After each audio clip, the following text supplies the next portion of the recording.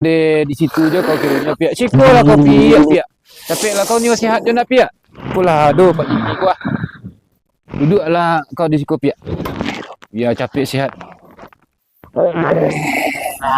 Siku duduk piak ah. Di siku piak duduk. Ah Tuhan. Duduk siku piak. Antuk piak duduk di.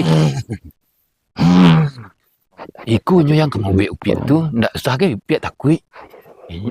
Pak Jimmy nama ada yang hari tu Pak Kecek abak kecekan tu mah. Iku nyo. Anang lah piak-piaknya sehat nak. Duduk untuk di.